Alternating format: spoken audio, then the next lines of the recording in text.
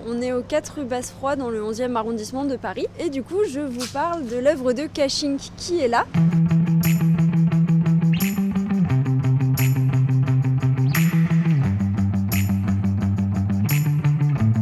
C'est une artiste militante en fait, et elle fait des peintures qui célèbrent un peu la diversité de l'humanité. Du coup, elle s'interroge sur l'identité, sur les normes sociales, et notamment en peignant des personnages qui sont non genrés. On a un exemple d'une tête d'un personnage qui apparaît plutôt comme masculin, notamment à cause des moustaches. Mais en fait, tous ces personnages sont à moitié masculins, à moitié féminins.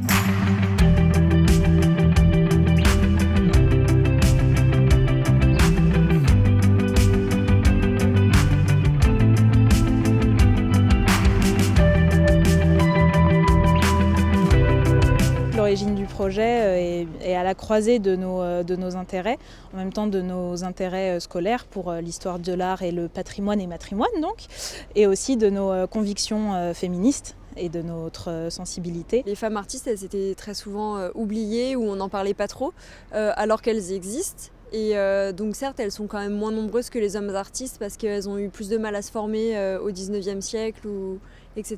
Mais elles existent, elles sont là et c'est ce qu'on veut vraiment montrer avec la cartographie.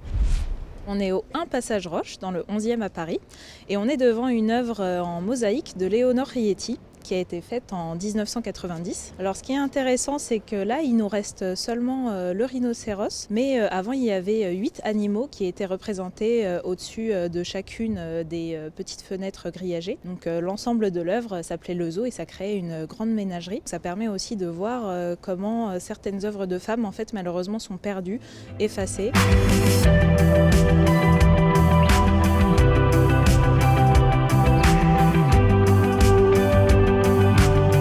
Le patrimoine, il se construit pas seulement par des artistes, il se construit aussi par des gens qui financent la culture et qui valorisent la culture. Donc il y a par exemple la Galerie des femmes qui a été créée par Antoinette Fouque. C'était pas une artiste, mais elle a permis de valoriser beaucoup de femmes. Ça s'adresse à tout le monde. C'est une carte qu'on a voulu simple d'utilisation et avec des notices qui sont rédigées très simplement. Il y a une vocation pédagogique, il y a une vocation aussi à faire redécouvrir la ville, à inviter les gens à se balader dans Paris, à découvrir des œuvres qu'ils ne connaissaient pas à côté de chez eux.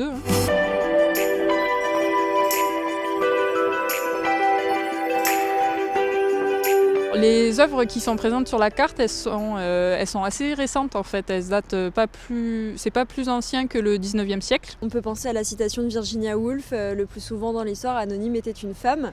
Et du coup, c'est ce qu'elle montre, qu'en fait les femmes ont été de tout temps invisibilisées et quand elles créaient quelque chose, on ne disait pas que c'était leur œuvre à elles, on disait anonyme ou alors on parlait d'un homme de leur entourage pour parler de cette œuvre-là. Donc par exemple, c'est la femme d'un tel qui a fait cette œuvre-là ou la fille d'un tel, etc.